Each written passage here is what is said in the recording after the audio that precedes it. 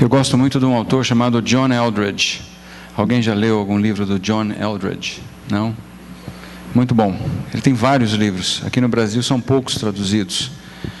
E um dos livros dele que eu gosto muito, ele fala muito sobre o que é ser homem, o que é ser mulher, o resgate do masculino, o resgate do feminino, que é um negócio muito importante, que a gente está começando a trabalhar no nosso grupo agora. Muito importante nós entendermos o que é ser homem, o que é ser mulher, porque o mundo tem visões totalmente distorcidas, falsas, mentirosas, enganosas, mutiladas do que é ser homem, do que é ser mulher. E eu vejo com uma certa tristeza que essas visões errôneas estão dentro da igreja. Muitas vezes nós temos os mesmos estereótipos dentro da igreja e nós criamos meninos confusos sem saber o que é ser homem, criamos meninas confusas sem saber o que é ser uma mulher. E o motivo disso é o seguinte: nós nascemos em um mundo em guerra. Nós nascemos em um mundo destroçado por uma guerra de vida ou morte, de luz e trevas. A gente olha uma tarde bonita como essa, um bairro gostoso, um jardim, tudo verde. Que bonito, que bonito, que bonito. Tudo está em guerra, cara. É tudo guerra. Há uma guerra violenta, há uma guerra feroz acontecendo no mundo espiritual. Mas essa guerra não é sua, essa guerra é do Senhor. A palavra diz em vários lugares que o nosso Deus é um Deus guerreiro. O nosso Deus é um Deus coberto de cima a baixo com armadura, e Ele vai à batalha, e Ele vai à guerra, e Ele vai à luta. E Ele vai feroz, furioso, indignado, com uma ira absurda. E Ele diz assim: eu vou recuperar aquilo que é meu e que me foi roubado. E essa coisa, essa pessoa que foi roubada de Deus é você. E Deus vai à batalha por você. O nosso Deus guerreia por você. E Ele não vai descansar enquanto Ele não trouxer para casa todos de volta. Quando Jesus nasce como ser humano, Ele invade o mundo das trevas. Ele invade o reino de Satanás para buscar aquilo que havia sido perdido. Quando Jesus conta a história da moeda perdida, da ovelha perdida, do filho perdido, Ele está falando de você, Ele está falando de mim. Uma coisa perdida, ela só é uma coisa perdida porque ela tem um dono, porque se ela não tivesse dono, ela não seria perdida. Não é verdade? Você só procura por uma coisa que era tua. Cadê meu... Ah, está aqui. Achei. Você tem dono, sempre teve, sempre terá. E Deus nos coloca nessa guerra também junto com Ele, tanto que Ele nos dá uma armadura. A palavra fala da armadura de Deus. E é tão interessante que uma das peças da armadura é o capacete da salvação. E um capacete, ele protege o quê? A cabeça. A cabeça é o lugar onde que abrigam, entre outras coisas, né? A gente não tem cabeça só para ter cabelo bonito, ou feio, ou ser careca. A cabeça abriga o nosso cérebro, e o cérebro é o hardware da nossa alma. Não sei se você sabe disso, mas o cérebro é o hardware. Aqui tem um hardware, e dentro desse hardware tem um software. Hardware é a máquina. O software, no caso aqui, nesse momento, é um troço chamado PowerPoint. Esse software não roda se não tiver o hardware. Tá certo? E é dentro desse lugar chamado mente humana que essa batalha acontece na sua forma mais feroz, mais violenta. A gente sabe que existe uma batalha que envolve também as coisas físicas, não é? A gente sabe que existem demônios, que existem lugares. Eu fui atacado por demônios uma vez no Rio de Janeiro. Eu entrei num lugar lá que era um espaço onde o pessoal fazia 1000 coisas, eu não sabia, eu entrei, eu senti uma coisa me agarrando no pescoço, me sufocando. Mas a pior batalha acontece aqui dentro da tua cabeça, com as mentiras instaladas muito sutilmente no teu subconsciente, desde antes de você nascer. Então, desde antes de você nascer, exemplo, papai e mamãe quer uma menininha, e nasce um garotinho. Já entrou uma mensagenzinha subliminar dentro da tua mente, assim, tem alguma coisa errada comigo. Eu não sou bem aquilo que eu deveria ser. Ou quem sabe sua mãe ficou grávida inesperadamente, a camisinha furou, como foi o meu caso. Já entra uma mensagenzinha subliminar, você é um acidente, você não deveria existir. E assim por diante. E essas mensagens você vai recebendo, vai acumulando e vai criando todo um repertório de crenças. E para quem gosta de explorar esse assunto, eu recomendo um livro fascinante de um cientista não cristão chamado Bruce Lipton. E o nome do livro é A Biologia da Crença. E esse cientista ele prova por A mais B que o que determina o seu comportamento não é a sua genética, mas sim o seu conjunto de crenças. Você se comporta sempre de forma compatível com aquilo que você acredita a seu respeito, a respeito do mundo ao seu redor, a respeito do que seja a vida e coisas e assim por diante. Então a batalha está aqui na nossa cabeça. Então veja só, por que eu estou falando tudo isso? Porque a última coisa que o inimigo quer que você saiba é quem você é em Cristo. Essa é a última coisa que ele quer que você saiba. Arthur e eu estávamos conversando um pouco sobre isso, porque a hora que você sabe quem você é, a hora que você sabe que você está assentado nos lugares celestiais com Cristo, já reinando soberanamente acima da linha, o que acontece abaixo da linha, por mais trágico, medonho, pavoroso que seja, por mais que a sua alma oscile com as suas emoções, nada do mundo abaixo da linha é capaz de mover você, porque você está assentado na rocha, a rocha eterna que é Cristo, e você tem uma segurança inabalável, não importa o que esteja acontecendo.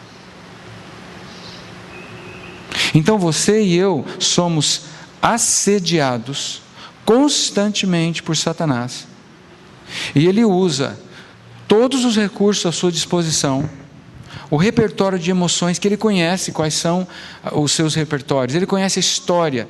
O Satanás ajudou o seu velho homem a desenvolver a sua carne. Você herdou do seu velho homem um negócio chamado carne. Quando o velho homem morreu e foi sepultado, a carne ficou para trás. O que é carne? Carne é um conjunto de crenças. É um conjunto de crenças instalado no teu cérebro. Está lá quietinho no cantinho. Quando você nasceu de novo, você recebeu um novo conjunto de crenças. É como se eu tivesse nessa máquina 2 softwares. Vamos supor que isso aqui fosse um Apple. Vamos supor que fosse um Apple. Mas eu não estou acostumado com os programas da Apple, aí eu instalo o Office for Mac, que é um programa feito pela Microsoft, para você ter os mesmos recursos do Office, do Microsoft, mas usar no Mac. Só que dentro do Mac, dentro do computador da Apple, tem os mesmos programas. Existe lá uma apresentadora, não sei o nome dele, que é melhor do que o PowerPoint. Mas eu continuo usando o programa velho, porque eu não conheço o programa novo. Então você tem que entender o seguinte: você não tem duas naturezas, você tem uma natureza só. Você só é a nova criatura, mas essa nova criatura que é você no teu espírito tem uma alma, e essa alma ainda tem depósitos. É como se fossem guarda-roupas. Vamos imaginar que um dos rapazes que mora lá em cima morre e é enterrado, mas fica o guarda-roupa dele lá. Então imagina que na tua mente tem um guarda-roupa que o velho homem abandonou, deixou lá. Porque quando você enterra alguém, você não enterra as roupas da pessoa. Aí você pode olhar o guarda-roupa. Então o Vili, por exemplo, praticou a homossexualidade. Tem um guarda-roupa e tem uma roupa lá, que é a roupa de o Vili homossexual. Eu abro aquele guarda-roupa e falo, posso ou não posso usar? Mas aqui tem um novo guarda-roupa de filho amado de Deus. Dependendo do que eu crer, daquilo que eu escolher acreditar, eu vou usar a roupa velha, ou eu vou me despir daquela roupa velha e vou me vestir da nova, como Paulo fala nas cartas dele. Aonde que está a chave? A chave é no que é que eu estou crendo no que eu estou sentindo, eu estou crendo na tentação que vem de fora, eu estou crendo no que dizem a meu respeito, eu estou crendo nas circunstâncias externas, ou eu estou crendo naquilo que Deus escreveu na palavra dele. Essa é a batalha. Essa é a guerra que você enfrenta e eu enfrento todo santo dia. Um dia a guerra vai acabar. No mundo espiritual a guerra já acabou. No Kairos divino, essa guerra já foi resolvida de uma vez por todas. Mas no Cronos ela continua. Por que será que ela continua? Aqui eu vou especular um pouquinho, porque a palavra não é muito óbvia sobre isso, mas a gente pode tirar algumas coisas, né? O que Deus quer de você? Eu usei uma ilustração de manhã, falando que o Arthur é filho da Ana e do Cláudio, não é? E ele não fez nada para ser esse filho. E ele não precisa fazer nada para deixar de ser, porque é impossível ele deixar de ser esse filho. Eu creio nisso, tá? Que uma vez filho de Deus, para sempre. Então, agora veja só. Se o Arthur parasse de crescer, não estou falando que ele ficasse retardado nem nada disso, né?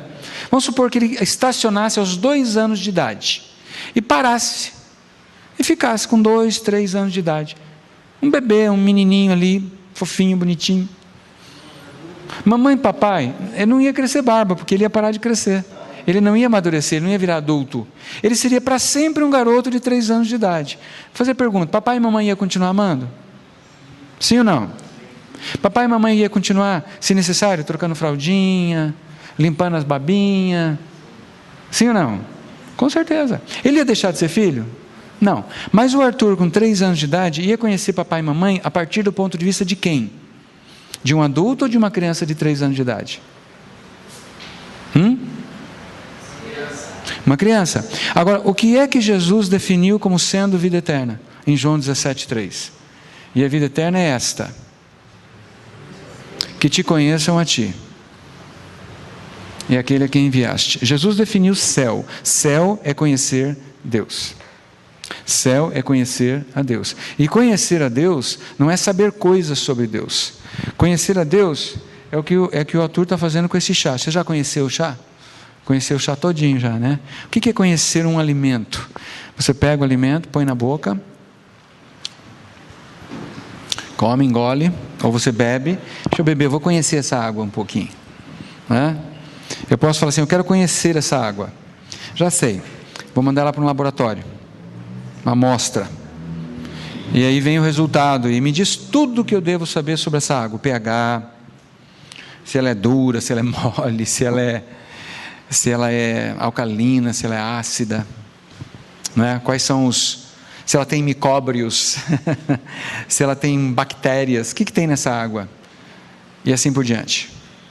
Eu posso saber um monte de informação, eu posso ter muita informação sobre essa água, mas conhecer a água é isso aqui, ó. O que aconteceu agora? A água, as moléculas da água e as moléculas do corpo do Vili se uniram e se tornaram um só. Isso é casamento, isso é conhecer. Adão conheceu a Eva e ela concebeu. Conheçamos e prossigamos em conhecer o Senhor. Provai e vede que o Senhor é saboroso. Colossenses 3, 9, 10, na nova tradução da linguagem de hoje, Paulo diz assim: esse novo homem, essa nova pessoa, é a nova criatura que Deus, o seu Criador, está sempre renovando. Opa! O Arthur vai numa concessionária e compra uma BMW novinha. Vocês sabem o que significa BMW, né? Eles não sabem ainda. Santa ingenuidade. Bonito e maravilhoso. Vili, é claro. Não, vamos melhorar. Bonito e modesto Vili. Eu estou curando a minha autoestima baixa, gente. Ele compra uma BMW novinha. Ele sai da concessionária, entra na primeira oficina e manda reformar a BMW. Você faria isso? Alguém faria isso? Mas por que Deus faz isso com você? Por que Deus diz em Colossenses, é a versão nova, tradução na linguagem de hoje, que ela é expandida: essa é a nova pessoa que Deus, o seu Criador, a nova pessoa que Deus, o seu Criador, está sempre renovando, para que ela, nova criatura, se torne cada vez mais parecida com Ele, Deus, a fim de que vocês o conheçam completamente. Uau! Em nosso espírito nós somos totalmente novos, mas em nossa alma nós estamos sendo renovados. A nossa alma tem feridas, a nossa alma tem os traumas, a nossa alma tem as mentiras ainda instaladas na mente. E Deus começa no momento em que você nasce de novo, que Ele se instala no teu espírito, Ele começa um trabalho de restauração, de renovação da mente, da alma, para curar você das suas feridas, para libertar você dos seus traumas. Por quê? Conhecereis a verdade e a verdade vos libertará. Conhecereis a mentira e a mentira vos aprisionará, vos escravizará. O diabo é o pai da mentira, a arma que ele usa é a mentira. Jesus falou: eu sou o caminho, a verdade e a vida. Se o Filho vos libertar, verdadeiramente sereis livres. O que nos liberta é a verdade. Por isso que você não adianta expulsar um demônio de uma pessoa. Se a mente dela não for renovada, ele volta e traz mais 7. Nem adianta fazer isso. Entende? A pessoa pode mudar um comportamento externo, mas se a mente dela não mudar, ou ela troca por outro comportamento pior, ou ela volta para aquele comportamento mais cedo ou mais tarde. Entende? Existe a batalha com demônios? Claro que existe, mas qual é a arma que eles mais utilizam? Qual é a que eles mais gostam? As mentiras. E tem uma em especial que eles amam de paixão. Satanás é o pai da mentira. Mas tem uma arma relacionada que Satanás gosta, é a favorita dele, é a filha queridinha dele. Quem quer arriscar? Eu sei que vocês estão meio dormindinhos aí à tarde, né? Hã? Isso aí, só que ela tem um nome. Você me falou sobre o nome. Você não é igual a Deus. É mentira. Eva já era igual a Deus. Não faltava nada para Eva ser igual a Deus. A mentira nos aprisiona. E a meia-verdade faz o quê? Já ouviram falar da meia-verdade? A meia-verdade é a filha favorita de Satanás, porque a meia-verdade, ela é sutil. Vocês querem um exemplo de uma meia-verdade que tem nos causado muito problema há muitos séculos? É chamado o evangelho parcial. É verdade? É verdade. Jesus morreu na cruz para perdoar todos os nossos pecados. É verdade isso? É, mas é uma meia-verdade. Está faltando o resto do evangelho. Vire, é estranho falar isso, eu sei que é estranho, mas pare e pensa. O evangelho é inteiro, é uma coisa toda. Não dá para dividir, não dá para você escolher, eu quero isso, não quero aquilo, quero aquilo. É como a lei. Lei é singular, não existe pedaços da lei que você opta. Essa eu vou seguir, essa eu não vou, essa é cerimonial, essa é de Deus, essa é de Moisés. Conversa, não existe nada disso, é lei, singular. Ou é tudo ou é nada. Tiago fala isso. Você vai cumprir um pedacinho, você tem que cumprir toda. Ou tudo ou nada. Não existe essa coisa de escolher quais partes da lei eu cumpro e qual que eu não cumpro. O evangelho é a mesma coisa, é tudo ou nada. Ou é o pacote completo, ou você não tem tudo, você fica só com uma metade. Então imagina a cena, você sentado nessa cadeira agora, e por algum passe de mágica, eu estalasse os dedos, e essa cadeira deixasse de ter 4 pernas, ela só teria 2 pernas, não importa qual. Ela passa a ter, ao invés das 4 pernas que ela tem, ela só tem 2 pernas. Como é que você ia ficar sentado nessa cadeira? Você ia poder descansar? Você ia poder soltar o peso, ou você ia ter que ficar fazendo força com as suas pernas e só encostando o bumbum assim, tipo, se eu soltar eu caio. Aí Jesus chega e fala assim, vinde a mim todos vocês que estão cansados, que eu vou dar um banquinho de 2 pernas só, para você ficar equilibrando o resto da vida. E é assim que tem muito crente vivendo, sentado num banquinho de 2 pernas, equilibrando, fazendo de tudo. Não dá para descansar. O evangelho parcial não produz descanso. Está certo?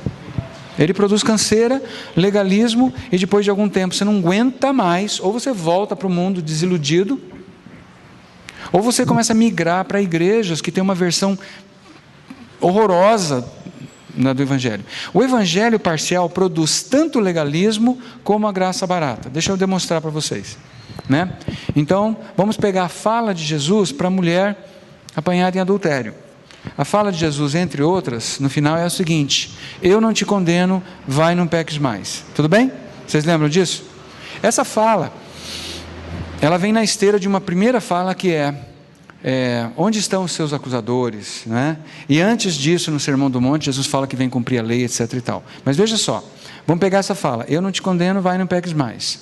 Então, tem uma turma aí que fala assim: Arthur, seu pecador depravado total, Jesus morreu por você, Ele derramou o sangue, perdoou todos os teus pecados, agora você vai e não peca mais, hein? Senão, ó, certo? Esse discurso existe em muitas igrejas arminianas e assim por diante. São igrejas que acreditam que se pode perder a salvação, né? Por exemplo, você está na linha, meu, eu sou Deus, eu estou de olho em você, andou um tequinho para fora, paft. São essas igrejas que falam assim: assaltante entrou na tua casa, você está em dia com o dízimo, você está indo ao culto, tem algum pecado oculto que ninguém está sabendo, já começa a procurar brecha que o inimigo usou para entrar. E se Jesus voltar quando estiver fazendo algum pecado, ou estiver em pecado, o pânico. Isso é legalismo. A essência do legalismo ou da religiosidade é a seguinte: a minha relação com Deus, ela é criada e ou mantida por algo que eu faço ou por algo que eu deixo de fazer. Parei de fumar, que ótimo. Parei de sair com homem, que maravilha. Deus está muito contente, mas não faça de novo, porque se fizer, ui. Tá? Então, veja, é ótimo parar de fumar. É muito bom parar de fazer sexo fora do casamento com uma pessoa do sexo oposto. É muito bom parar de falar palavrão. Mas não é isso que salvou você. Não foi mudança de comportamento que salvou você. Aí o que acontece? Quando você cai no legalismo, o problema é o seguinte: quanto é suficiente para agradar a Deus? Deus está lá no alto, eu vou fazer a minha escadinha para chegar até Deus. Aí eu começo, e vou fazendo a minha escadinha, vou fazendo a minha escadinha, vou fazendo a minha escadinha. Só que cada degrau que eu subo, Deus sobe mais 5. Ou seja, quanto mais eu subo, mais longe eu fico. O padrão é insuportavelmente alto. O padrão estabelecido por Deus, Deus fala assim: Ágata é? Não. Nicole, quem que é Ágata? Lá atrás, estou confundindo as pessoas. Ágata, Nicole. Nicole, você quer ser amiga de Deus? Você tem que ser igual a Ele. Mas você não é. Então te esforça muito para ser igual a Ele. Agora deixa eu fazer uma pergunta para você. Aquela conversa: sede santo como é santo vosso Pai no céu. O que significa isso? Como é que Deus é santo, Nicole? Como que se mediria a santidade de Deus? De 0 a 100%? 1000%. Sério? Tem alguma falha em Deus, algum defeito em Deus, alguma coisa? Então a Bíblia fala que é para você, Nicole, é para você ser santo igual a Deus. E sem essa santidade você não vai ver Deus. Está na Bíblia ou não está? Ou eu estou inventando? Sem a qual ninguém verá Deus. Você não vai ver Deus, você não vai casar com Deus se você não tiver a santidade dele. E a santidade dele é absoluta. Só que tem um pequeno problema, Ágata: você nasceu morta. Você nasceu morta. Isso significa o quê? Que você já nasceu o quê? Desqualificada, até para tentar se esforçar a ser santa como Deus é. Você está entendendo o que eu estou falando? A lei leva a Ágata a falar: não dá, não tem jeito, eu já nasci desqualificada. Criaturas mortas, seres mortos, não podem entrar na presença de Deus, porque Deus é um ser vivo, e são duas coisas incompatíveis. Eu já nasci desqualificada, sequer para tentar entrar. Aí Deus fala: yes, era isso que eu queria levar a Ágata, ou a Nicole, ao fim das suas forças. Esse é o papel da lei. Mas vamos voltar ao como que o evangelho parcial produz o legalismo. Vamos supor que a Nicole acredite. Ah, então tá bom. Ah, eu vou ser santa, igual Deus é. O que eu tenho que fazer? Ler Bíblia. Yes! Quanta Bíblia que eu vou ler? Que tal ler a Bíblia inteira uma vez por ano? Dá mais ou menos 5 capítulos por dia. Só isso. Ler a Bíblia. Ótimo. Aí a Nicole começa a ler a Bíblia, 5 capítulos por dia, ela chega em Números, ela chega em Levítico, que nojo, que horror, aquilo não desce, né? E ela lê, tem dia que ela tem prova, e ela lê correndo, ela já fala assim, será que leitura dinâmica vale? E aí vai, aí um dia ela perde, aí ela tem que ler 10 capítulos no dia seguinte, aí uma semana acumula, multiplica, 5 vezes 7, nossa, é um monte de capítulos. Chega no domingo, ela passa o domingo inteiro lendo a Bíblia. Aí um belo dia chega eu aqui, o Satanás, e fala assim, oi Nicole, como é que vai a tua leitura bíblica? Ai, eu estou em dia. E a oração? Como é que está a oração? O Hudson Taylor orava 5 horas por dia. E você ora quanto? Aí ele fala, você lembra aquele hino? Morri na cruz por ti. Que fazes tu por mim, criatura? Nicole, você leu 5 capítulos da Bíblia e não orou nada, que vergonha, não acredito num negócio desse. Com crentes assim, o mundo vai ficar nessa desgraceira total. Aí vem o dinheiro, aí vem o tempo, aí vem a televisão, aí vem isso, vem aquilo, socorro mesmo. Quanto tempo vai levar para a Nicole ficar esgotada?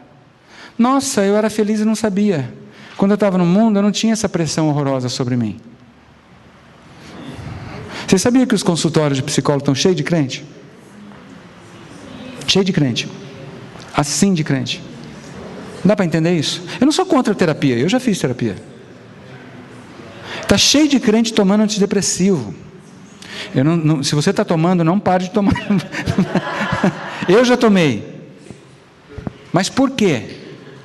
Porque o legalismo leva ao cansaço. Leva ao cansaço.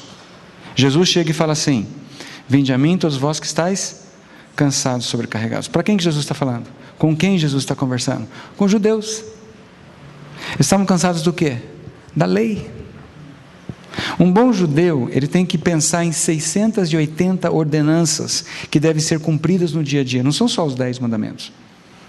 São mais ou menos 688 coisas que um bom judeu tem que considerar para agradar a Deus. É mole? 10 já é muito. Escuta, o povo que está lá pulando em volta do bezerro de ouro, quando Moisés desce do morro, eles não conseguem cumprir nem o primeiro mandamento.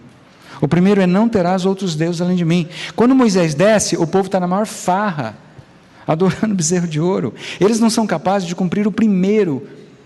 Aí quando chega e dá aquele fuzuá, aquele fuá louco, etc e tal, era hora daquele povo falar assim, Moisés, sobe lá, fala com o cara o seguinte, procura outro povo que a gente não tem condição. Nós não conseguimos cumprir nem o primeiro.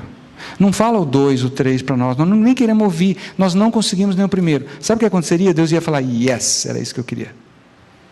Mas eles falaram assim, só 10, manda mais, mande mais. Só que, tá bom, Deus fez isso e mandou Jesus. Moisés levanta uma vara com uma serpente de bronze, e quem olha para a serpente é curado da picada das cobras. No dia que a lei é dada, 3.000 morrem. No dia que o Espírito Santo é dado, 3.000 são salvos. Não é interessante?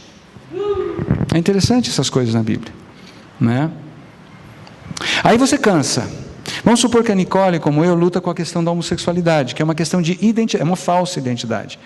A homossexualidade não é uma identidade, é uma falsa identidade, é um comportamento adquirido, é uma coisa aprendida, só que a psicologia transformou em identidade. Você é gay, o cara é homossexual, o cara é heterossexual. Isso é mentira, não é verdade. Você é um ser espiritual, você não é um ser sexual, nunca foi e nunca será. Mas o mundo acredita nisso, e você vive de acordo com aquilo que você acredita, quer você saiba disso ou não, quer seja consciente ou subconsciente. Tá? Muito bem, então o Vili entra para essa igreja que diz que é pecado, e eu sei que é pecado a prática homossexual, então eu paro com a prática, mas eu não posso nem sentir, porque algumas igrejas falam assim, e se você ainda sente, você não sente atração por mulher ainda? Ainda não. Puxa, você tem que sentir, você tem que parar de sentir atração por homem, e começar a sentir atração por mulher, senão, Então alguma coisa está errada. Por quê? Porque o que você sente é o que você é. Opa, mas será que isso é verdade? Mas a gente acredita que é. Né? A gente acredita que é. A mulher casada, o homem casado, vê uma mulher casada, sente uma forte paixão por ela, eu tenho que sair com ela, ela é a pessoa da minha vida. Não é. É só uma emoção.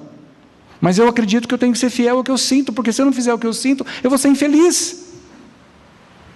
Não é assim que a gente vê? A menininha vê um cara comprometido e vai com tudo para cima dele. Se o cara está comprometido, queridinha, ele não é para o seu bico. E acabou.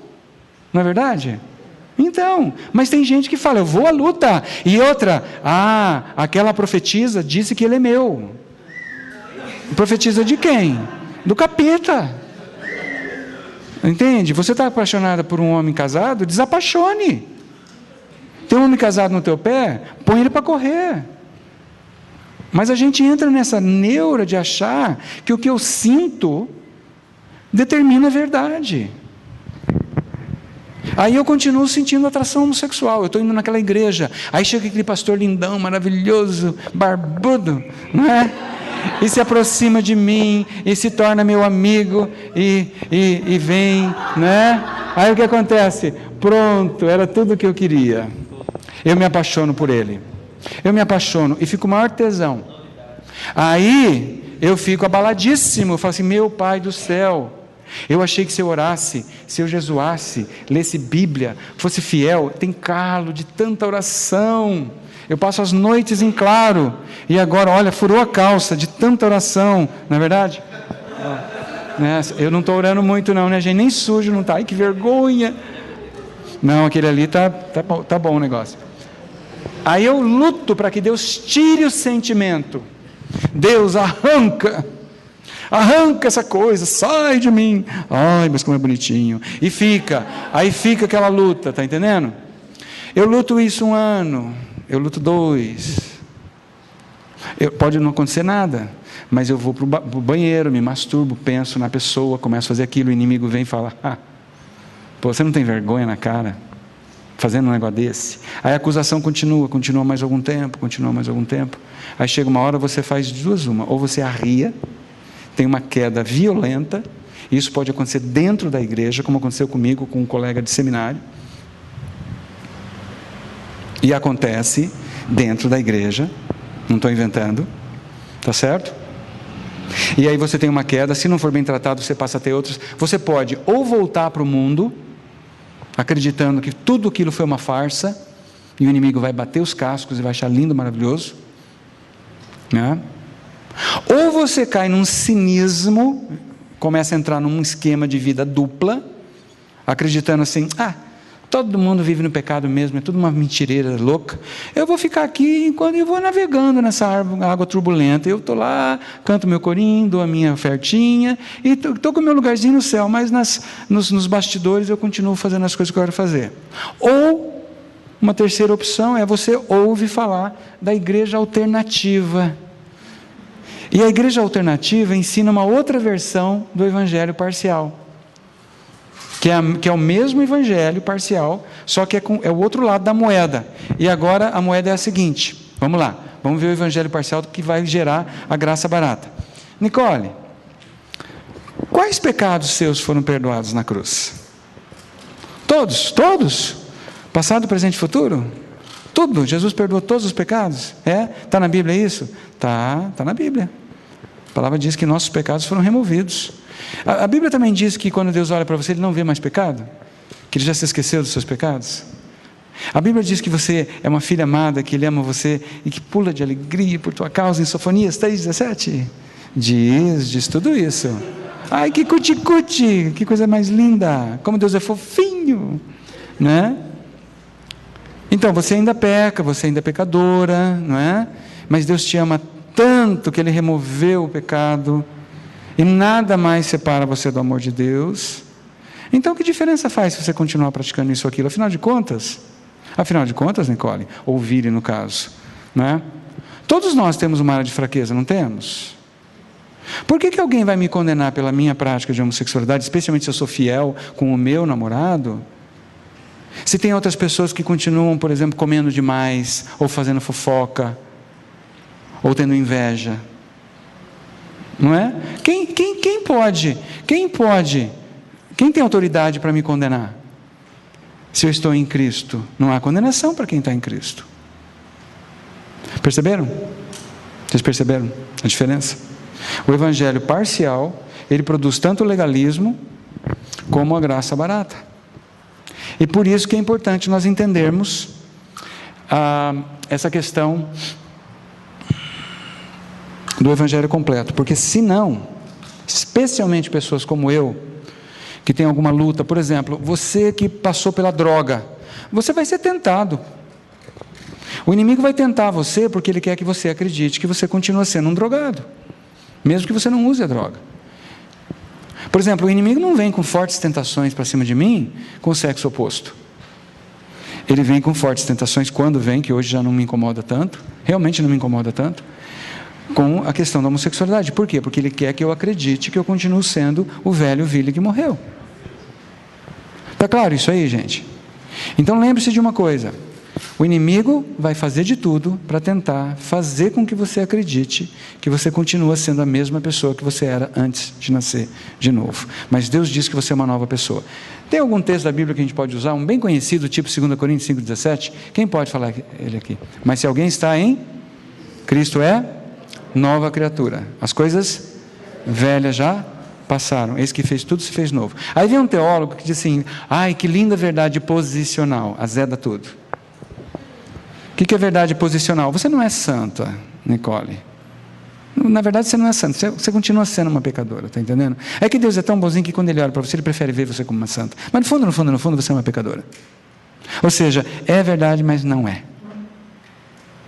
Eu acho que quem inventou isso aí foi no seminário satânico, lá no fundo do inferno, que inventaram esse troço chamado verdade posicional. Porque daí é o seguinte: eu fico com a Bíblia, mas a hora que a Bíblia declara que eu sou um santo, eu tenho uma desculpa teológica para dizer que eu não sou. E para eu continuar paparicando aquele pecadinho, e tendo 1000 justificativas para continuar praticando. Porque a hora que eu entendo quem eu sou, eu não tenho mais justificativa. Tá certo? Mas eu não quero mais também. Essa que é a verdade. Tá? Muito bem. Vamos pular aqui, que isso aqui nós já vimos. Depois eu vou mostrar de novo. Então não vou fazer isso agora outra vez.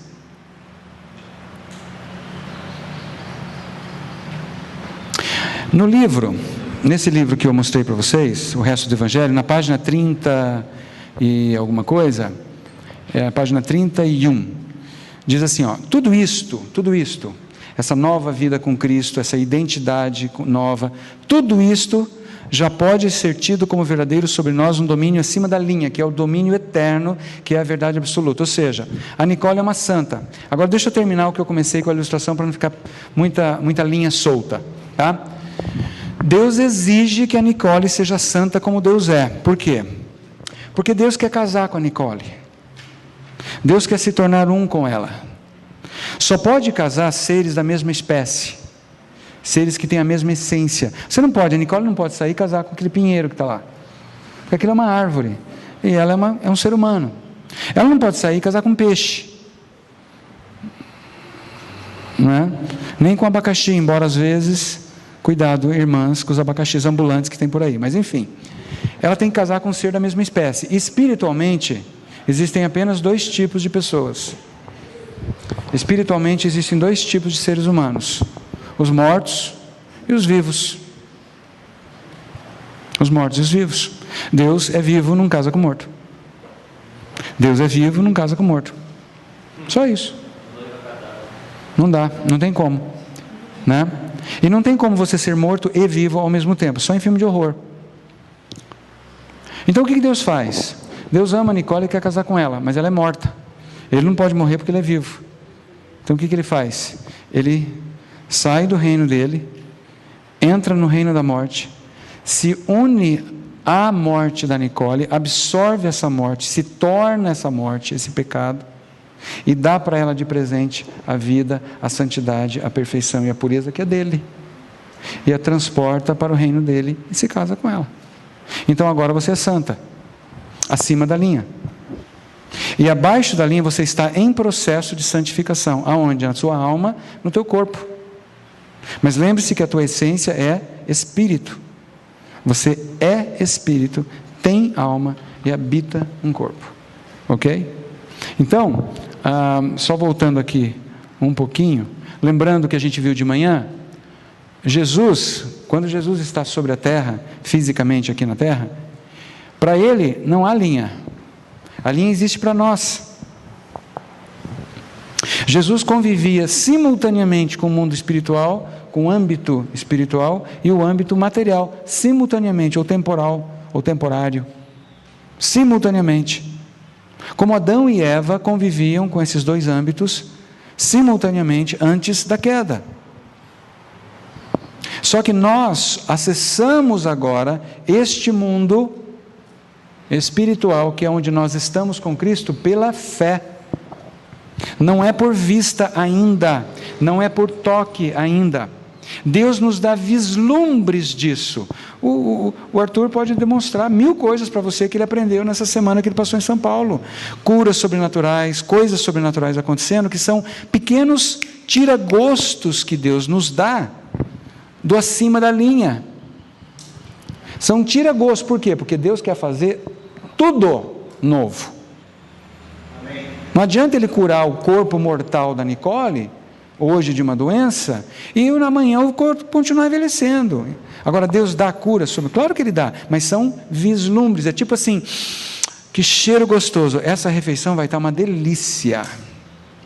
Então o cheiro da comida é aquela coisa, está chegando a hora de eu participar da festa. Então eu creio na cura, no sobrenatural, etc. e tal, mas é tira-gosto. Por exemplo, eu não vi ninguém nesses eventos ser curados da velhice. Você viu alguém ser curado da velhice? Eu queria muito ser curado da velhice. Entende? Forever young. Estou falando do meu corpo, porque o meu espírito já é eternamente jovem, digamos assim, ou adulto, não envelhece mais. Não é? Eu até brinco com o pessoal, falo, quem fez aniversário esse ano? Todo mundo levanta a mão e fala, não, você não fez, só o teu corpo que fez, porque você não tem aniversário, né? Então, Jesus, ele transitava entre as duas dimensões sem nenhum problema, e é exatamente isso que ele quer fazer com a gente. Ele quer nos ensinar, nos levar a um amadurecimento, para que nós tenhamos como nosso ponto de referência a dimensão acima da linha, que é onde nós estamos seguros com Cristo, e não tenhamos mais como nosso ponto de referência a dimensão abaixo da linha, que é o mundo onde nós habitamos. Olha o mundo aí fora. O mundo aí fora vive do quê? De aparências. O mundo aí fora vive do quê? Das coisas materiais, o acúmulo de bens, dinheiro, carros, casas. Gente, não há nada de errado ter uma casa ou ter um carro. É uma necessidade hoje ter um lugar para morar, um transporte. E ele prometeu que não nos faltaria nada das nossas necessidades. Mas você precisa de uma Ferrari, por exemplo? Ou você precisa de uma mansão com 20 banheiros? Não, não há necessidade. Uma casa pequena, um carrinho legal, algumas peças de roupa, algumas trocas de roupa são suficientes. Não precisa um monte de coisa. Então o que ele quer fazer com a gente? Ele quer nos ensinar, porque você e eu nascemos aonde?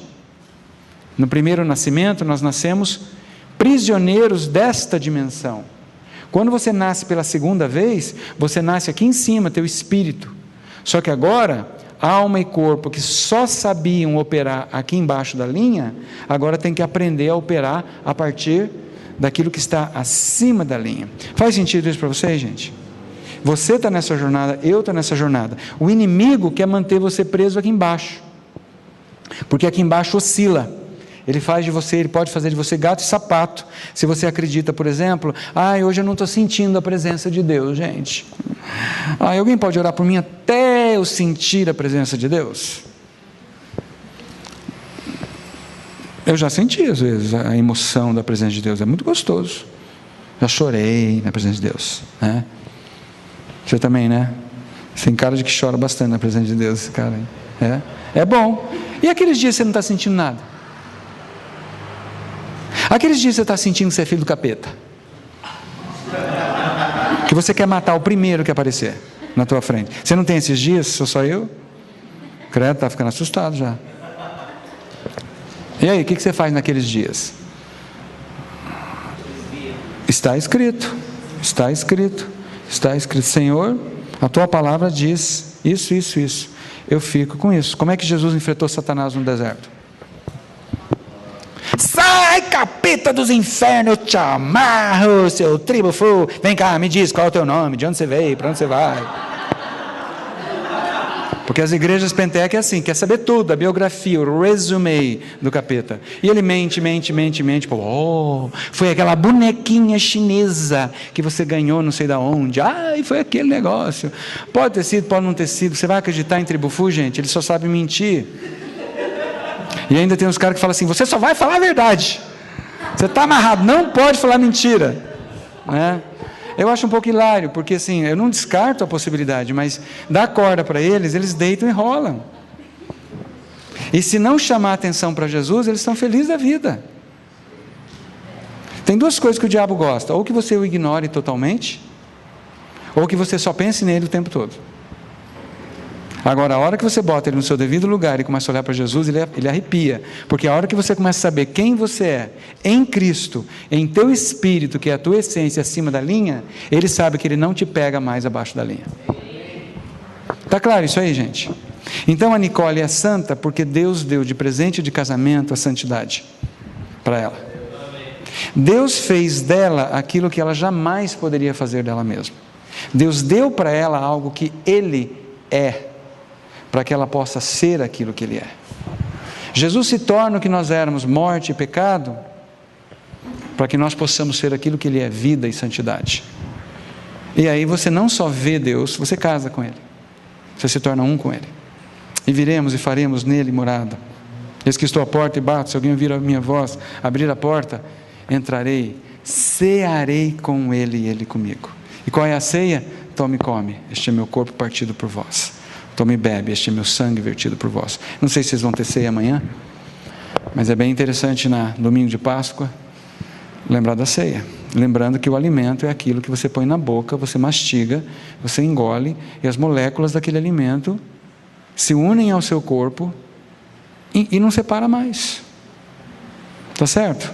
Até aí tudo bem? Então, gente, tudo isso que eu falei, essa santidade que a Nicole tem, que todos vocês têm, se você recebeu a Cristo como sua vida, você é santo. Tudo isso é verdadeiro sobre nós no domínio acima da linha, no plano invisível e eterno do reino de Deus, em nosso espírito.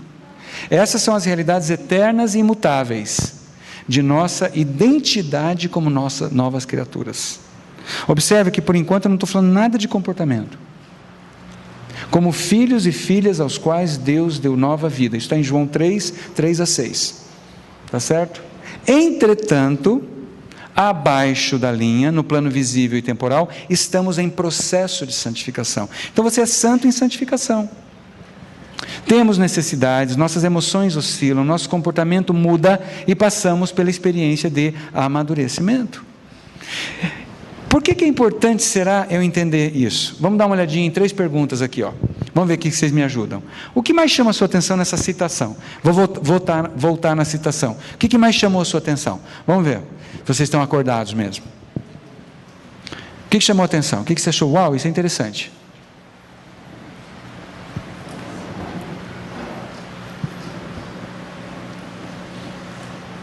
Sim, um de cada vez, senão não vai dar para todo mundo falar junto. Alguém quer arriscar alguma coisa? O que chama atenção? Oi? Fala mais grande. Processo de santificação. Então você entende essa coisa de você ser uma santa em santificação? Faz sentido para você agora? Começa a fazer sentido? Tipo, o Arthur, ele não é mais filho do pai e da mãe dele, porque ele cresceu. Ele só se tornou adulto a partir daquilo que ele sempre foi.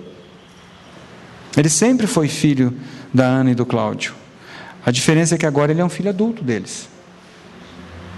Santificação não é você produzir santidade e ser santo com o teu esforço. É, Deus te faz santo e você cresce naquela santidade. Não aumenta a santidade, você amadurece como santo. Está claro isso? Tem gente assim com uma cara do tipo, oi? O que chama atenção é que, na verdade, eu já sou aqui, só que eu preciso de tempo para poder ir para fora. Me chama a atenção esse aspecto da eternidade, como que aos olhos de Deus eu já sou aquilo. Ele me vê assim, ele já me vê pronto. Porque você é espírito. Ele me enxerga pronto já. Sim. Mas ele também te vê no processo. Mas ele me enxerga pronto de um jeito que nem eu consigo enxergar. Sim. E é por isso que Deus está na maior torcida. Imagina o Arthur com... Teu pai te ensinou a andar de bicicleta, por exemplo? Ou alguém te ensinou? Ou andar? Vamos supor que o pai do Arthur está ensinando o Arthur a andar. Novinho, não sei com que idade. E está lá, com aqueles passinhos assim, bem de bêbado. E de repente o Arthur se solta da mão do pai e leva um tombo e cai e começa a chorar. Quem sabe aquele pequeno Arthurzinho fala assim: eu nunca vou conseguir. É difícil demais, eu não tenho condições de caminhar. O pai dele pega ele nos braços, beija, abraça, põe um band-aid, cura, enxuga as lágrimas, fala: meu filho, tenha paciência, você vai andar, porque você é meu filho, você tem a minha natureza. É só uma questão de tempo. Existe algo mais que Deus precisa que nós demos para Ele, não é só o tempo, é a disponibilidade. Mas eu vou falar sobre isso depois, tá? O que mais? Alguma outra coisa chama a tua atenção? Sim. Na verdade, isso parece bem fácil de fazer, mas na verdade andar de escada lá é algo muito difícil. Por que é difícil? Porque nós já somos, mas ainda não. Exatamente. Até tem uma antiga pregação do John Stott, quando ele esteve no Brasil, chama-se O Já e o Ainda Não. Se você procurar no YouTube ou no Google, talvez você encontre o Já e o Ainda Não. Eu devo ter uma fita cassete daquela mensagem. Pois é, eu nem sei se aquilo roda mais. O Já e o Ainda Não. Nós já somos santos em espírito, estamos em santificação na nossa alma, mas o nosso corpo continua morrendo. Esse corpo, essa casa, isso aqui é a nossa casa, tá? Isso aqui é a casa. Essa casa está em processo de morte. Às vezes Deus dá vislumbre da glorificação quando Ele cura sobrenaturalmente. Exemplo, eu adoraria me livrar dos óculos. Eu adoraria. Eu tenho tinido nos 2 ouvidos, nos 2 lados. E hoje particularmente está bem forte. Parece que eu tenho uma frigideira no cérebro fritando peixe. Desse jeito. Bem forte, desse lado. Hoje o lado direito está pior que o esquerdo. Tem dia que é o esquerdo. Tem dia que pega no tranco. Eu escuto assim, e começa a chiar. Eu falo: nossa, estava desligado o troço, alguém foi lá e ligou. Entende? Eu tenho problema no joelho, estourei meu joelho correndo demais, etc e tal. Deus pode dar essa cura, e eu aceito. Se Ele quiser me curar agora, pode curar. Eu recebo, sabendo que o corpo vai continuar envelhecendo, porque ele não terminou. Assim como o novo nascimento é instantâneo, a glorificação do corpo também vai ser. Mas o processo de renovação da alma, de restauração da alma, não é instantâneo. E ela acontece com a nossa cooperação, com a nossa participação. Quem mais? Quem mais quer falar alguma coisa? Tinha mais gente querendo falar. Sim. Então, quer dizer mais ou menos que eu ainda acho que o processo de santificação no plano temporal ainda está sendo muito cansativo e doloroso, é que eu necessariamente não entendi quem eu sou no plano espiritual. Pode ser. Se tiver cansativo demais, tem alguma coisa errada, porque Jesus falou que haveria alívio, que haveria descanso. Agora veja, nós descansamos na batalha, nós descansamos na dureza. Veja Paulo era incansável. Agora, incansável no sentido de querer produzir santidade? Não. Ele falava: não julgo que já o tenha alcançado, mas uma coisa eu faço, eu esqueço das coisas que ficam para trás e prossigo para o alvo. Qual é o alvo de Paulo? Se tornar santo? Não, crescer naquilo que ele já é, não é? Naquilo que ele já é. E Paulo é interessante porque ele demonstra que há uma caminhada, que há uma jornada. Ele mostra, por exemplo, a corrida. Ele fala da corrida, que nós todos estamos nessa corrida. E o objetivo é não desistir da corrida. O inimigo quer que você desista. Com o tombo que você cai, o momento que fica... Agora, tem momentos difíceis? Tem. Aí é o momento em que a gente opera como igreja e fala: Cátia, vem cá, Arthur, vem cá, ora comigo. Está difícil hoje. Hoje está particularmente difícil.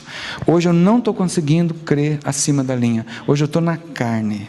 Hoje eu só estou olhando as circunstâncias e hoje eu estou desanimado. Vocês podem orar por mim para eu conseguir ver, para eu poder botar minha fé na palavra, porque eu não estou conseguindo crer. Aí a gente ministra uns aos outros. Aí a gente, porque o jogo é jogar limpo, gente. É carregar o fardo um do outro. Eu tenho dias assim. Pensa que eu não tenho dias assim? Claro que eu tenho. Você ia falar uma coisa, Arthur? Quero aproveitar e a gente trazer uma contribuição aí. Já que a gente está nessa conversa, né? Eu acho que a gente fica cansado muitas vezes porque existe uma preocupação desnecessária da nossa parte. O que nos cansa no processo é a nossa ansiedade, a nossa impaciência. Porque quando eu acho que eu não vou chegar lá, eu fico impaciente. Ou eu desisto, ou eu me sobrecarrego, simplesmente por causa de impaciência. Então para mim é muito claro isso. Quem abandona o processo é porque parou de enxergar. E aí o cara ficou tão impaciente com ele mesmo, ele falou assim: não, eu não vou conseguir, cara. Não acontece, não muda. E aí ele pega e ele deixa tudo. Aí ele larga Jesus, ele larga a fé, porque ele não está enxergando isso. O que ele não está enxergando? Ele não está enxergando a si mesmo pronto. Porque o que me chamou a atenção naquela frase ali é: realidades eternas e imutáveis da nossa identidade. São coisas eternas e imutáveis da nossa identidade. Quem nós somos. Jesus nos enxerga maduros já. Ele consegue ter um vislumbre, uma visão clara de o que é o Bruno glorificado. Ele tem uma visão do Bruno glorificado. É o Bruno que não tem essa visão perfeita. Então ele acha que ele nunca vai chegar lá.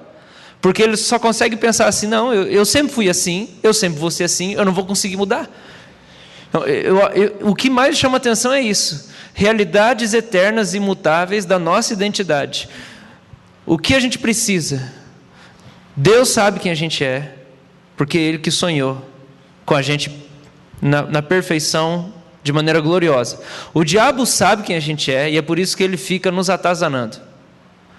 É só a gente que não sabe quem a gente é. E Romanos 8 fala que toda a criação geme esperando a manifestação dos filhos de Deus. Então Deus sabe quem você é, o capeta sabe quem você é, a criação sabe quem você é, só você que não sabe quem você é. Por isso que Paulo fala: sabendo isso.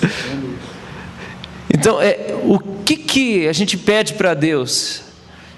Quando Paulo fala assim: eu oro por espírito de revelação e sabedoria.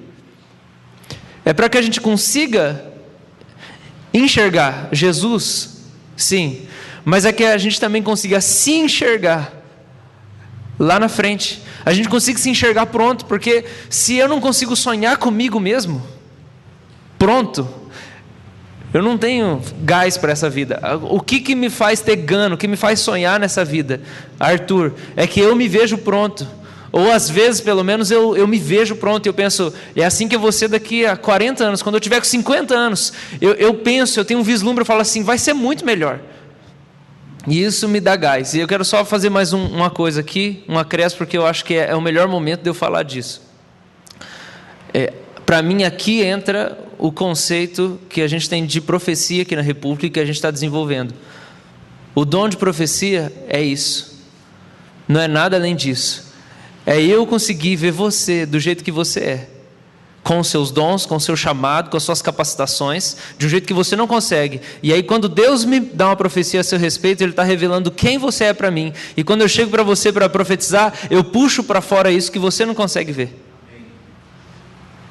Então, por isso, eu acredito que se a igreja não der espaço, não acreditar na redenção dos dons espirituais, e quando eu falo redenção dos dons espirituais, é porque tem um monte de gente fazendo todo tipo de coisa errada com os dons espirituais. E principalmente dons sobrenaturais. Se a igreja não redimir os dons espirituais, sobrenaturais, eu acredito que a igreja não vai conseguir chegar no fim, porque Jesus deu os dons para funcionarem na igreja. E a igreja muitas vezes está morrendo porque ela desprezou, porque ela viu gente usar do jeito errado, então ela não usa. Então para mim o dom de profecia é isso, é eu ver você do jeito que você é. E eu chamar isso para fora, e eu declarar isso para você, ó, você é isso, você é isso, você é isso, você é isso. Aí isso vai envolver eu declarar o seu futuro, porque Deus pode mostrar o seu futuro, Deus pode mostrar o seu dom, Deus pode mostrar as coisas que tem para acontecer. Mas o que é? É quem você é, quem Deus te fez para ser. Agora, junto com isso, tem outra coisa importante, que eu concordo totalmente, mas assim, eu vejo você e falo assim, cara, Deus viu você pronto antes até de o mundo existir. Esse é o não irado de Deus. Eu não vou perder a humanidade. Eu me recuso a perder a humanidade. Eu farei todo o necessário para trazê-la de volta. Essa é a ira de Deus. A ira de Deus é contra o pecado. Mas, no momento presente, nós estamos fragmentados. Há uma fragmentação. Existe ainda existe nesse momento, um desafio enorme para nós, não é? Seres que éramos exclusivamente carnais antes do novo nascimento, porque nós operávamos somente na dimensão de alma e corpo, nós não tínhamos vida em espírito, nosso espírito estava morto, então nós passamos anos da nossa existência aprendendo a operar o quê? Carne. Eu não sei com que idade você teve o seu encontro com Cristo. Vocês são bem jovens, mas eu digo para você, quanto mais tempo você operou na carne, mais especialista em carne você fica. Aí você nasce de novo. Agora, você tem que aprender a andar em espírito, que é uma coisa completamente nova. É como você descobrir um belo dia, que Deus te deu um par de guelras, que nem peixe, e que você já é capaz de respirar debaixo d'água. E que o teu corpo agora consegue se equilibrar debaixo da água, mas você nunca fez isso na vida. Ou quem sabe diferente, Deus fala assim, pode andar em cima da água, que você está capacitado para andar. Mas no começo você fica balançando, você fala, opa, isso é muito perigoso, isso é muito esquisito. Então, existe, ao mesmo tempo que eu tenho o conforto de saber, filho, eu não terminei, eu vou chegar lá, você em espírito já está pronto profeticamente, mas eu estou com você nos seus tombos. Eu estou com você nas cacas, eu estou com você nas M que você faz, nas pisadas na jaca. Eu não corro de você, eu não fico decepcionado. Escuta, gente, você não tem competência para decepcionar a Deus.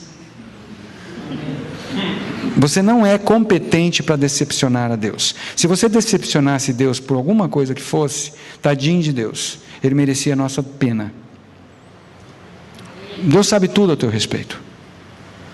Como é que ele vai ficar decepcionado? Então é mentira de Satanás quando ele vem querer jogar você, ou jogar Deus contra você, ou como é que o povo de Deus comete Jeremias 2,13? Meu povo cometeu 2 crimes, o primeiro crime, deu as costas para mim, fonte de água viva, e o segundo, vai cavar cisterna. Como é que o povo de Deus faz uma burrada dessa? Quando acredita alguma mentira a respeito de Deus, ou a respeito de si mesmo. Nicole, que vergonha! Você fez isso, eu não acredito. Deus deve estar furioso com você. É mesmo, Deus está aqui, eu estou tão chateado. Agora Deus está magoado comigo. Ai, que sede, ai, que fome. Mas a comida está lá, a bebida está lá, o toma e come está lá, o toma e bebe está lá.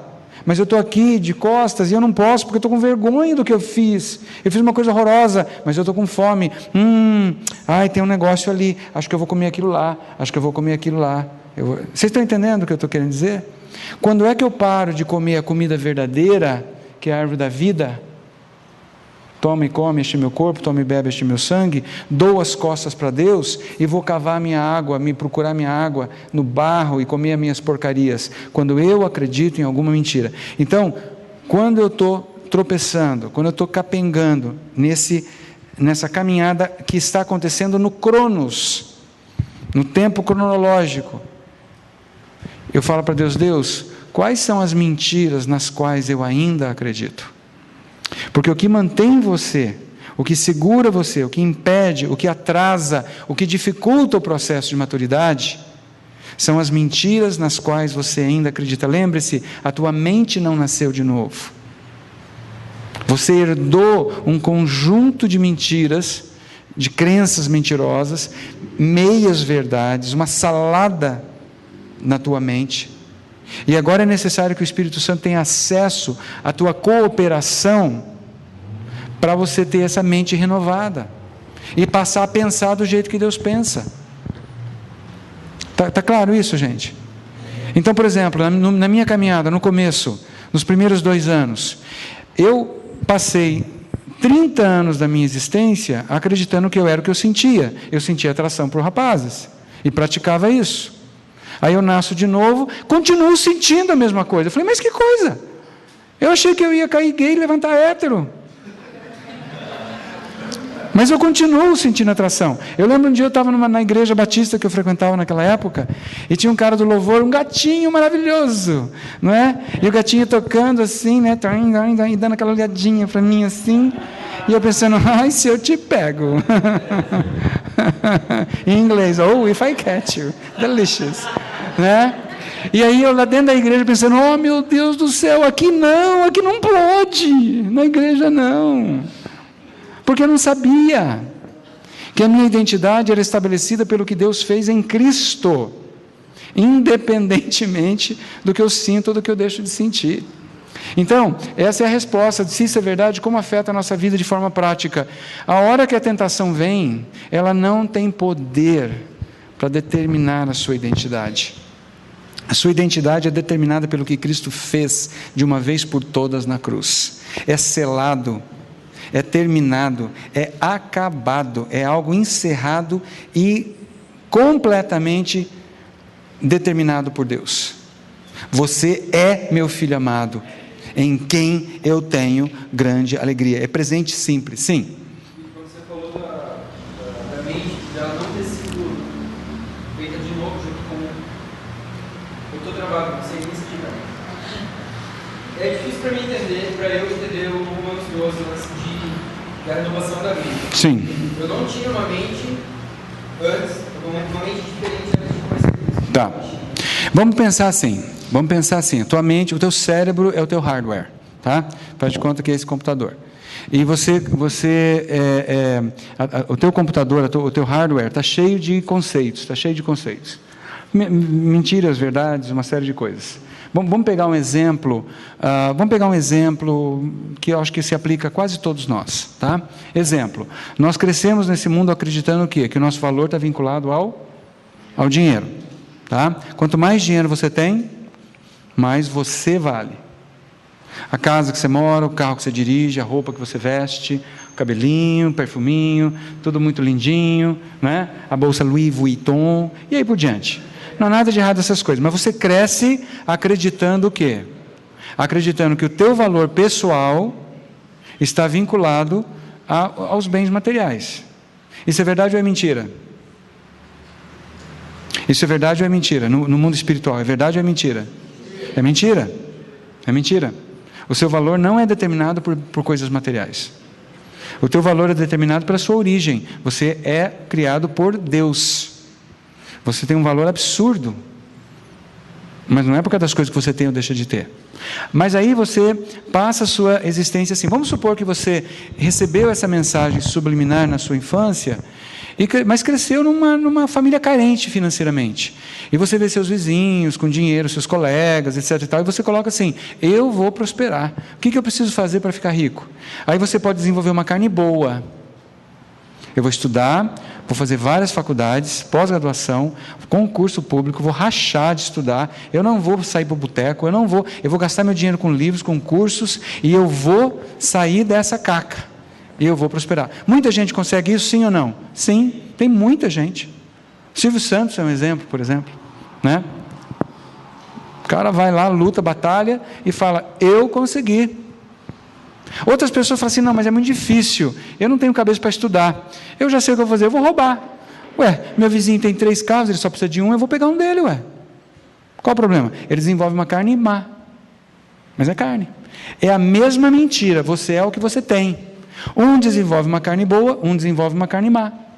Não importa qual seja o seu desempenho. Todos nós temos uma versão má e uma versão boa da carne. Agora preste atenção, o teu trabalho, agora com Cristo, não é administrar a carne, é dar as costas para a carne, é operar em espírito. A inclinação do espírito é vida, é focar no que Jesus é em você. Você dá as costas para a carne, ou usando a linguagem da linha, você passa a operar a partir de espírito, e não permite mais, não aceita mais que as coisas abaixo da linha dominem você. Aí você se converte.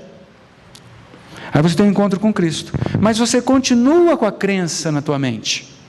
A tua mente não é transformada instantaneamente. O teu espírito é. A tua mente não. A tua mente, ela entra num processo de transformação. E como que esse processo acontece? À medida que as mentiras instaladas na sua mente são confrontadas com a verdade que é ensinada na igreja, que você lê na palavra, nos livros, nas conversas com os irmãos, nas suas experiências com Deus. Essa verdade que vai sendo bombardeada, e aí que a guerra começa. Na mente. Aí você começa a entender, peraí, como é que a palavra diz? O amor ao dinheiro é a raiz de todos os males. Nossa, ai dos ricos, é mais fácil para um camelo passar pela agulha, pelo buraco da agulha, do que um rico entrar no céu. Aí você começa a entender, pensar, mas Jesus, como é que era Jesus? Ele se desfez de tudo. Ele não tinha um travesseiro para dormir, gente. Uau! Nossa, então aquela igreja que eu frequentei da teologia da prosperidade, será que eles estão ensinando a verdade? Aí você começa a ponderar, pensar, ruminar nessa verdade. Isso é meditar na palavra. Você começa a meditar, pensar, e aos poucos você vai confrontando. Não, peraí, eu não sou dinheiro, o meu valor não está vinculado ao meu dinheiro, o meu valor não está vinculado ao meu corpo, porque você pode achar que tem um corpo feio, ou que você é lindo demais, né? E aí vai. Não, o meu valor, peraí, está vinculado ao preço que Deus pagou por mim. Outra coisa, essas coisas são perecíveis. Não há nada de errado ter uma casa, um carro, coisa parecida, mas eu quero acumular bens no céu. E o que é acumular bens no céu? É andar em espírito e permitir que Deus faça de mim aqui, agora, o que eu já sou no plano eterno. Porque daí, para e pensa, a hora que você tem consciência plena de quem você é em Cristo, cada lugar dessa cidade, onde você vai, cada coisa que você toca, você vai perceber que essa mão não é mais a mão do Vili, é a mão do Vili de Jesus, que a hora que eu toco no Arthur, é o próprio Jesus tocando o Arthur. As palavras que saem da minha boca são as palavras do próprio Jesus. Por que vocês acham que eu contei de manhã, que eu olhava para o meu ex-namorado e não tinha mais tesão por ele? Porque agora eu estava vendo o meu namorado com os olhos de quem? De Jesus. E eu não via mais aquele rapaz como um objeto sexual. Eu via agora como uma alma eterna, e eu queria que ele tivesse a mesma coisa que eu tinha. Vocês estão entendendo? Então, isso é um processo. Isso vai acontecendo gradativamente. Aí eu enrosco numa determinada área. Eu tenho um enrosco. Aí eu enrosco. Eu não consigo avançar. Aí é a hora de abrir com os irmãos. Falo, gente, tem uma área aqui que o disco furou. Ele está falando, e ele não sai daquilo. Aí é hora de confessar. Aí a gente vai falar, Espírito Santo, mostra para ele qual é a mentira que continua instalada. Você tem um pecado, você está caindo no mesmo pecado? Você continua caindo naquele mesmo pecado? Não olha para o pecado. Fala, Espírito Santo, mostra a mentira que ainda está instalada. Mostra a mentira que ainda está instalada. Porque se você continua caindo na mesma área, é porque existe alguma mentira na qual você ainda acredita. Aí você vai entrar em pânico e falar assim, não, Jesus, eu tenho uma mentira na minha mente na qual eu ainda acredito. O Senhor veio para revelar a verdade, o Senhor é a luz, eu te dou permissão, pode mostrar. E descansa, e deixa Ele mostrar. Sim.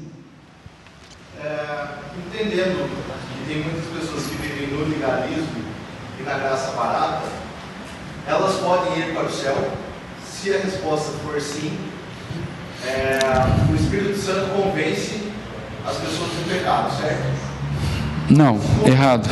Ele convence as pessoas... desculpe, depende.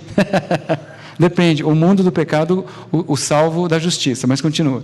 E se ele convence, como que a igreja pode ter esse papel de mostrar que a pessoa está vivendo nesse legalismo para tentar mudar a trajetória dela, se se mesmo ela vivendo no legalismo, ela pode ir para o céu. Tá, então você fez 3 perguntas embutidas numa só. Parece ovo de Páscoa cheio de bombom dentro, né? Seguinte, vamos lá primeiro, vamos desdobrar isso aí. Em primeiro lugar, vamos pegar aqui a questão de ser salvo ou não ser salvo, tá? O que permite que você entre no céu ou não é você ter o Espírito de Deus em você. Não é a mudança de comportamento. Prova disso é o ladrão da cruz.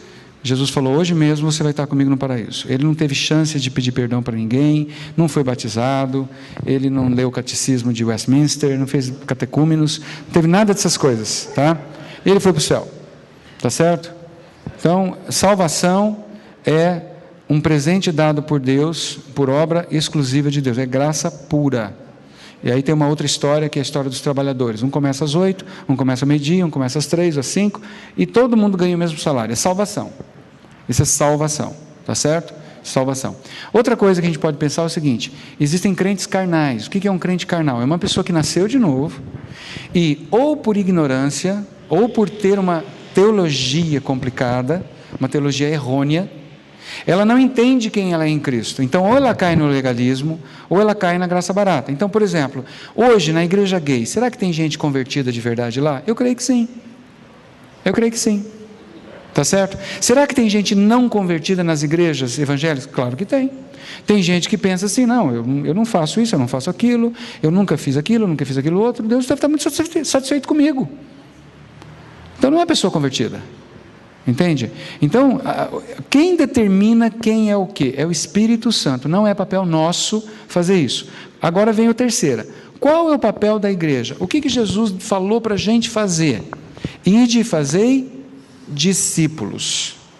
Ide e fazei discípulos. O que é discipular? Discipular é convivência. Discipular significa você passar tempo junto com a pessoa, é você conversar com a pessoa, é você conhecer a pessoa, é você tratar dessas coisas, é criar um ambiente onde haja transparência, onde a pessoa pode ser autêntica e se mostrar para você. Aí você vai mostrando para ela o que é ser cristão. E aí essas coisas todas vão vindo à tona e vão sendo tratadas, porque o objetivo de fazer um discípulo, eu não vou fazer discípulos do Ville. Eu vou discipular uma pessoa para ela seguir Jesus, e não seguir a mim. Eu não quero seguidores, discípulos de Jesus. Então eu vou passar para a Nicole, vamos supor que eu estou discipulando a Nicole, ela vem de uma igreja ultra legalista, ou ela vem de uma igreja da graça barata, eu não sei se ela é salva ou não, isso é problema do Espírito Santo. Aí eu começo a conversar com ela, e à medida em que eu converso com ela, eu vou detectando se ela entendeu a questão da salvação ou não. Se ela entendeu pela metade, eu explico de novo e falo, você quer receber Cristo como sua vida? De vez em quando eu falo, Jesus, você é a minha vida, eu te recebo como minha vida hoje. Não tem importância você orar isso N vezes. Mas à medida em que eu faço discípulos, eu vou ensinando a Nicole como exemplo, tudo aquilo que Deus já me ensinou, com as pessoas que me discipularam. E aí eu resolvo todas as coisas que você perguntou. Porque o nosso papel não é só pôr uma multidão dentro de um auditório imenso e ficar lá na frente falando informação. É o convívio. Por exemplo, esse lance, seria muito legal se todas as igrejas tivessem, por exemplo, uma prática de todos os jovens da igreja, quando estão naquela fase da vida que é possível, viverem juntos durante 1 ano, 2 anos. Viverem juntos como comunidade. Não é? E serem profundamente discipulados. Nossa, a gente revolucionaria o mundo, porque daí nós aprenderíamos a viver em comunidade, aprenderíamos que é possível viver com muito pouco. É possível viver com pouco, não precisa de muita coisa. Está claro isso aí? Vamos continuar então um pouquinho? Então veja, quando eu sei quem eu sou em Cristo, isso me dá firmeza, segurança, mesmo que alma, emoções, o corpo físico oscile e tem essas oscilações. A oscilação aqui eu não estou falando de viver na prática do pecado, não é isso. Eu estou falando que eu tenho tentações, eu tenho dias difíceis, provações, mas eu falo, Jesus, eu sei quem eu sou. Eu sei quem eu sou. Eu sei o que você é em mim. No meu caso, pelo menos, era acreditar que não deveria ensinar. Ah, sim. A mentira, ela está falando que a mentira que afetava ela era não acreditar, ou acreditar que não poderia haver essa oscilação. Sabe aquela coisa, oi irmãos, tudo bem, todo mundo feliz? Aí você fala assim, não, eu estou péssimo. Nossa, credo, que horror, fica longe de mim. Ué, você está péssimo, vem cá, cospe tudo, vomita, vamos lá, vamos tratar isso aí. É uma coisa que eu gosto aqui nessa comunidade, é essa, você não precisa fingir. Você chega aqui e você fala, olha, eu estou péssimo, eu estou pé da vida hoje, alguém por favor vem orar por mim. Aquele dia que a gente estava lá, eu gostei muito daquilo. O Arthur falou, gente, eu preciso de oração, alguém vem orar comigo? Eu falei, uau, eu queria que todo pastor fizesse isso, né? Eu queria que todo pastor chegasse lá no púlpito e falasse, gente, eu quero que vocês me conheçam um pouco, eu tenho algumas fraquezas. Olha, eu tenho que tomar cuidado com o computador, porque senão eu sou tentado a ver pornografia. E eu tenho dificuldade com isso, com aquilo, eu como demais, eu sou ambicioso, eu tenho inveja dos irmãos que têm um carro novo, quero ter igual. Eu quero confessar isso para vocês. Nossa! Você já pensou como que a igreja seria se a gente começasse a ter esse tipo de coisa nas nossas igrejas, né? Seria muito interessante. Essa distinção dos domínios é muito importante. Vamos ver essa parte e aí a gente vai conversar mais um pouquinho. Faltam 15 minutos, vamos terminar isso, é 6 horas que para, né, Arthur? Aí a gente vai parar. Então, nós vamos ver 3 motivos pelos quais essa distinção de entendermos a linha é importante, tá? É muito importante. Em primeiro lugar, o primeiro motivo é que Deus projetou o seu reino para funcionar pela fé no aqui e agora onde estamos. Presta atenção, no aqui e agora onde estamos, nesse momento, nós acessamos, nós temos acesso a Deus, nós nos comunicamos com Deus, nós comungamos com Deus pela fé. Nesse exato momento eu não estou sentindo a presença de Cristo em mim. Eu não estou ouvindo a voz dele, estou ouvindo tinido. Tá certo? Nesse exato momento eu não estou tendo nenhum calafrio, nem nada disso. Mas a palavra diz que se eu abrir o meu coração, ele entrou e veio morar em mim, e viremos e faremos nele morada. Eis que estou à porta e bato. Vocês conhecem a história toda, né? Então eu digo assim, eu não sinto, eu não toco, eu não vejo, eu não ouço, mas está escrito, eu aceito, eu concordo, amém, eu não estou sozinho. Um dia eu estava num avião com turbulência, eu detesto turbulência em avião, detesto. Eu comecei a ter síndrome de pânico por causa disso, fui fazer terapia. Ajudou, foi bom e tal, não sei o que, mas enfim. Às vezes eu viajo de avião, estou viajando e começa a turbulência. Aí eu falo assim, Senhor, odeio isso, mas dentro de mim não há turbulência, no meu espírito não há turbulência, porque ali eu estou na rocha. Eu não gosto da ideia de estar numa situação onde eu não tenho controle algum, mas o Senhor está no controle. Obrigado por essa oportunidade para crer em você. E termina logo, por favor. Uma vez eu fiz um voo, eu não sei se foi de São Francisco a Nova York, o voo inteirinho teve turbulência, e daquelas turbulências assim, não teve água, não teve nada, foi tudo, todo mundo agarrando ali, parecia um cavalo chucro, e é um horror, foi a viagem inteira, né? E o que acontece? Eu aprendo a viver pela fé. Outra coisa importante, naquela pergunta que você fez, que o Arthur contribuiu, que eu queria colocar também, qual é uma das coisas mais importantes em nível de alma que Deus quer transformar em nós? Quando Adão peca, o que Adão faz na verdade? Adão faz uma declaração de independência. Eu vou produzir em mim mesmo o que falta para eu ser igual a Deus. Você fica aí, Deus, senta, descansa, observa. Eu vou fazer algo para ser igual a você. Em outras palavras, eu não preciso da tua ajuda. Independência. Enquanto eu percebo os fracassos, as dificuldades, as incompatibilidades, as incoerências, as idiosincrasias, tem outro palavrão bacana, incongruências, ou seja, eu percebo que meu comportamento e aquilo que eu declaro nem sempre bate, nem sempre se combina. Isso gera em mim uma profunda, uma humildade, e falo, Deus, eu dependo totalmente de Ti, para que você faça aquilo que eu não posso fazer. E eu descanso nessa dependência. Então eu creio que um dos motivos principais pelos quais Deus faz com que a restauração da alma seja processual, seja justamente para devolver a nós a dependência total de Deus que foi perdida no Éden. Porque só vai curtir o céu quem depender totalmente de Deus. Quem não depender não vai curtir. Tá certo? Isso é um outro assunto, a gente fala depois. Olha só, nós especificamente fomos criados para viver pela fé. Temos o privilégio de ver através do visível e temporal o invisível e eterno. O Espírito de Deus que habita em nós nos permite discernir sobre a perspectiva de Deus o que acontece à nossa volta no plano visível e temporal. Então nós estamos aqui, por exemplo, hoje o Brasil passando por uma crise violenta. Se eu ficar olhando só o abaixo da linha, eu entro em pânico. Eu surto.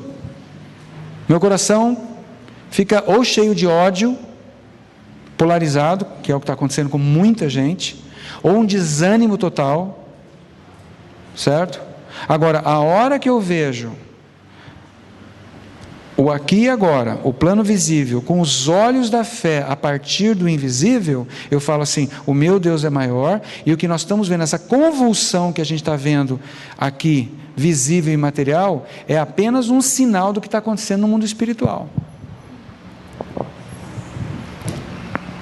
São os estertores da morte desse mundo falido, né? E é as dores de parto do nascimento de um novo mundo que está vindo aí. Jesus avisou que seria assim.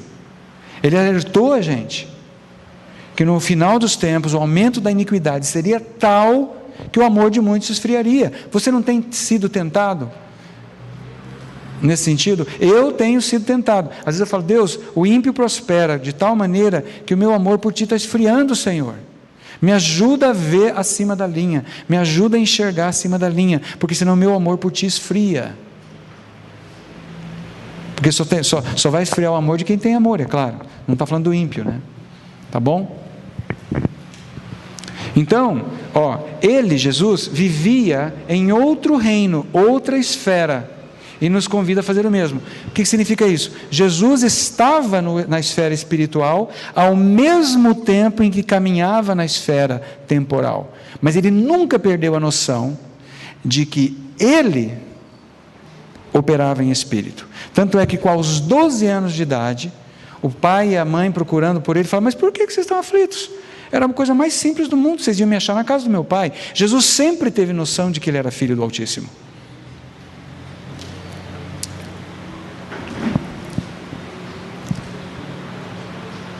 Vamos para o segundo. A segunda importância é, a distinção nos capacita a entender a nossa verdadeira identidade em Cristo. Isso é muito importante. A sua identidade está estabelecida em espírito.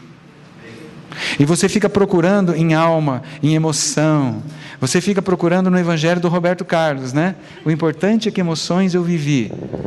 Aí o inimigo fala, é isso mesmo que eu queria. Enquanto ele acreditar que ele é o que ele sente, eu jogo ele de um lado para o outro que nem peteca. Olha, somos constantemente, olha que importante isso aqui, somos constantemente confrontados pelas nossas falhas, pecados e defeitos. Hoje o Arthur orou e falou, eu sei que alguns de vocês pecaram. Ué, se a gente começar a procurar pecado, a gente vai achar muito pecado, não é? E às vezes são coisas muito pequenas, que a gente nem percebe. Ele não quer que você fique procurando pecado, mas o inimigo gosta de fazer isso. Primeiro ele tenta você dizendo que não é nada você pecar. Depois que você peca, ele fala que é um caminhão, que é um elefante, que é um dinossauro, né? Que são realidades do domínio abaixo da linha. Abaixo da linha nós temos falhas ainda que estão sendo trabalhadas, pecamos, temos defeitos. E deixa eu falar uma coisa para você. Alguns defeitos não serão superados. Alguns defeitos não serão superados. E o objetivo não é você abaixo da linha e superando até passar para cima da linha. Isso é nirvana. Isso é budismo. Não confunda o amadurecimento com a busca do nirvana. Cuidado. Senão você vai entrar num programa de administração de pecado. E vai tentar não sentir mais nada, entrar numa esfera de que você esvazia a sua mente, aquela coisa toda. Isso é budismo. Não tem nada a ver com o cristianismo. Quanto mais você anda em espírito, mais ciente das áreas tenebrosas da sua alma você fica. E se você não souber quem você é e como Deus te vê, você surta. Agora, a hora que você sabe que o amor dele por você é inabalável, você corre para ele e fala: papai, que coisa horrorosa, eu não aguento mais. Alguns dias atrás eu estava passando por uma fase difícil. E eu estava pedindo: Deus me leva logo, não aguento mais, quero ir para o céu, quero ir para o céu, quero ir para o céu, quero ir para o céu, quero ir para o céu, quero ir para o céu. Estava bravo com Deus porque ele não me levava logo para o céu. Aí um belo dia ele falou assim: mas Vili, você está preocupado com o que você quer? Você parou para perguntar o que eu quero? Você não vive dizendo que quer que eu faça a minha vontade na tua vida? E se eu não terminei de fazer ainda em você o que eu gostaria de fazer em você e através de você? Como você? Para com esse negócio de pedir para ir para o céu. O céu já está dentro de você, começa a usufruir do que está aí. Gente, foi uma bronca, um pitaco danado. E eu falei: Deus, é verdade, eu estou sendo extremamente egoísta, egocêntrico, acreditando que a minha vontade é claro. Gente, que gostoso sentir saudade do céu. Que delícia querer ir para um lugar onde nós não precisemos mais cercas elétricas, câmeras de segurança, e não sei o quê, e portãozão, e muro para lá, e muro para cá. Aqui é gostoso, não tem muro. Mas nossa, as nossas cidades, olha o tamanho daquele muro lá, e é cerca elétrica, e é isso e aquilo, e assalto de cá, assalto dali, e iniquidade, não sei o quê. Gente, quem não quer ir para um lugar onde não vai haver nada disso? Onde o seu corpo não sofra dor, onde você não envelheça mais. Mas Deus ainda não terminou o que Ele quer fazer em você e através de você. E não se esqueça que o que Ele vai fazer em você e através de você não é só sobre a superfície do planeta Terra, não. É pelo cosmos, pelo universo inteiro. Tá certo? Então veja, olha que interessante isso aqui. A menos que entendamos que a nossa identidade eterna e verdadeira que recebemos de Deus ao nascer de novo está acima da linha, em nosso espírito, traçaremos nossa identidade a partir do nosso desempenho abaixo da linha, quer seja bom ou ruim. Aí o que vai dar? Caca. Se você cair no desempenho bom, é a carne boa. Se você cair no desempenho mau, é a carne má. Você vai estar se alimentando da porcaria, enquanto que a comida verdadeira e a bebida verdadeira está lá atrás. Você já cometeu Jeremias 2,13. Continue, olha só. Nosso objetivo, se eu cair nessa, será tentar corrigir nossos atos e parecer bons o bastante para agradar a Deus. E é desta forma que muitos cristãos estão vivendo, tentando ser o que já são. Você já é, filho amado. Deus já está satisfeito com você. Sim, eu sei, você ainda faz cocô na calça. Você ainda mija na cama. Você ainda leva um tombo quando você tenta caminhar. Você ainda joga aquele monte de comida ao tentar comer sozinho com aquela colher torta que é esquisita beça. Mas Deus fala: meu garoto, que coisa mais linda. Ele vai crescer, vai amadurecer e tudo isso vai passar. Não é assim? Não é assim que os pais babão faz? Então, por que Deus seria diferente? Ele fala assim: se vocês são maus, fazem isso com seus filhos, quanto mais o vosso Pai que está no céu. E terceiro lugar, e essa é importantíssima, Deus nos fez de tal maneira, gente, que somente encontraremos satisfação plena no âmbito invisível e eterno. Em outras palavras, a tua alma tem que parar de procurar debaixo da linha, a tua alma tem que se voltar para o acima da linha, e pela fé olhar e falar: é lá que eu vou encontrar, porque aqui eu não encontro mais. Aí eu lembro daquele corinho antigo: aqui não é meu lar, um viajante sou. Vocês conhecem? Meu lar é lá no céu, Jesus já preparou. Não? É bem antigo, é coisa de velho. Aqui não é meu lar, eu sou um peregrino, eu sou um viajante. Enquanto eu estou viajando aqui, Deus me dá uma casa, um carro, que legal. Que ótimo, bacana, mas meu olho está lá. Está lá. Agora, esse lá não é lá no futuro, é lá no reino espiritual. E aonde está esse reino espiritual agora? Aonde que ele está? Faz assim, ó. Está aqui. Está aqui. E viremos e faremos nele morada. O reino de Deus está aqui. O templo de Deus que sois vós é santo. Onde Deus habita? Então, aprender a andar em espírito é aprender a olhar para você e falar assim: eu sou a habitação do Altíssimo, eu já estou operando simultaneamente nas duas dimensões, tanto na dimensão de espírito como no mundo temporal. E a batalha nossa todo dia é ser lembrado disso, é ser lembrado. Por que será, para terminar, Arthur, por que será que Jesus falou assim: fazer isso em memória de mim? Fazer isso o quê? Pegar o pão e pegar o vinho. Que interessante, o único ritual que ele deixou para a gente, o único, não teve mais nenhum ritual. Quantas vezes por dia a gente come? Pelo menos. Eu tenho que comer 7 vezes, porque eu sou hipoglicêmico. Então eu devo comer pequenas refeições. Hoje eu comi uma enorme refeição na hora do almoço. Não é bom, porque eu posso ter um belo ataque de hipoglicemia. O nosso corpo físico não vive sem comida e sem bebida. E Jesus pega essa linguagem de comida e bebida e usa como metáfora para falar da relação conosco. E ele fala assim: o meu corpo é verdadeira comida, toma e come, este é meu corpo. Credo, antropófago.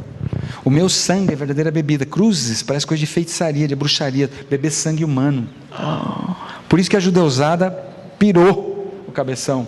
E deitaram o pelo. Quando Jesus fala isso para eles, o povo desaparece. Ficam só os 12. Aí Jesus fala: e daí, vocês também vão me abandonar? Aí o Pedro, tinha que ser, fala: mas onde iremos encontrar a palavra de vida? O povo surtou. Como assim comer carne humana, beber sangue humano? Isso não se faz. Isso é um horror. É claro que Jesus não está falando aqui da dimensão eu chegar lá, catar um pé, cortar um dedo de Jesus e ficar roendo o dedo dele. Não é isso. Significa que assim como eu como um pedaço de pão fisicamente, e aquele pão se torna parte do meu corpo e nutre o meu corpo, pela fé eu falo: Jesus, você é o alimento que a minha alma precisa. Jesus, você é a bebida que a minha alma precisa. E eu me alimento dele todos os dias. Fazer isso em memória de mim. E diga-se de passagem, é fazer isso em memória de mim e não em memória de pecado. Ele não mandou fazer a ceia e ficar pensando em pecado. Tá bom? Nenhum dos prazeres visíveis e transitórios concedidos por Deus é capaz de nos satisfazer. Nenhum. Só podemos encontrar a verdadeira vida acima da linha. O justo viverá pela fé. Sem fé é impossível agradar a Deus. Fé no quê? Fé na palavra. Fé em tudo isso que a gente está lendo. Tá certo? Então, isso aí nos ajuda muito na questão de adicção e vício. O que é adicção? O que é vício? Seja sexual, seja droga. É eu dar as costas para Deus, ou eu já ter nascido de costas para Deus, e acreditar que algo no plano humano pode satisfazer a minha alma. Aí eu começo a me alimentar de porcaria e fico viciado nelas. Mas esse é outro assunto, a gente vê depois. Finalmente, olha que interessante essa citação: fomos programados para falhar, caso procuremos pelas respostas cruciais em um plano secundário. Então, lembra aquele texto de Romanos que Deus fala assim: e Ele os entregou às suas paixões? Eu sempre achei curioso aquele texto, eu achava meio estranho. Hoje eu não acho mais, hoje eu acho interessante. Eu acredito em livre-arbítrio, e eu acredito que você continua tendo. Tem algumas linhas calvinistas que dizem que nós não temos. Eu não concordo com isso. E também não concordo que a graça é irresistível. Se fosse, não seria graça, seria uma imposição. Mas enfim, o caso é o seguinte: a Nicole quer seguir a vida dela e fazer aquilo que é contrário ao que Deus planejou para Nicole. Deus fala: pois não, Nicole, be my guest. Você é livre, quer fazer, faça. Eu entrego você às suas paixões. O que é uma paixão? Um forte desejo. Você quer ir atrás do homem casado? Você quer ir atrás de riqueza e fortuna? É isso que você acha que é vida? Eu sou vida, eu estou aqui. Come e bebe, toma e come, este é meu corpo, toma e bebe. Você não quer? Você quer comer da árvore do bem e do mal? Então vá, pode comer. E eu ficaria esperando até você estiver morta de fome. Eu esperarei por você até você voltar para mim. Isso significa Deus os entregar às suas paixões. De certa forma, isso ajuda a gente a entender o mundo hoje como ele é. Essas pessoas que têm tanto dinheiro, querem ter cada vez mais. Entende? Então, nós só encontramos satisfação quando nós comemos a verdadeira comida e quando nós bebemos a verdadeira bebida. E amanhã na ceia vai ser muito bom lembrar disso. Vai ser muito bom lembrar disso. Jesus, você é a verdadeira comida. Jesus, você é a verdadeira bebida, não me falta nada. Vamos orar? Pode ficar sentado mesmo. Senhor, muito obrigado, porque nós ainda estamos vivendo na era da fé. E obrigado, Jesus, porque o Senhor já nos deu fé. Não precisamos nem pedir fé. Mas o que nós pedimos agora, Senhor, é que o Senhor ajude a gente a colocar a fé na verdade. Porque eu confesso que muitas vezes eu tenho colocado fé na mentira, ou eu tenho colocado fé na meia verdade. Então eu peço, Senhor Jesus, que o Senhor me capacite a mim, aos meus irmãos e irmãs que estão aqui, a colocarmos essa fé que o Senhor já nos deu, naquela verdade que liberta. Eu peço especificamente agora, por aqueles irmãos e irmãs que estão lutando com aqueles pecados chiclete, aquele pecado grudento, aquele pecado, seja lá qual for. Ajuda esse irmão e essa irmã a tirar os olhos do pecado comportamental. E Espírito Santo, eu peço que o Senhor agora comece a revelar para esse irmão, para essa irmã, qual é a mentira. Eu peço por mim também. Qual é a mentira na qual nós ainda acreditamos? Porque é essa mentira que está gerando esse pecado. É a crença nesta mentira, mesmo que subconsciente, que está gerando esse pecado. Então, Jesus, faz aquilo em nós. Se o Filho vos libertar, verdadeiramente sereis livres. E alguém disse uma vez que a glória de Deus é o homem totalmente livre e vivo. Em nome de Jesus, amém.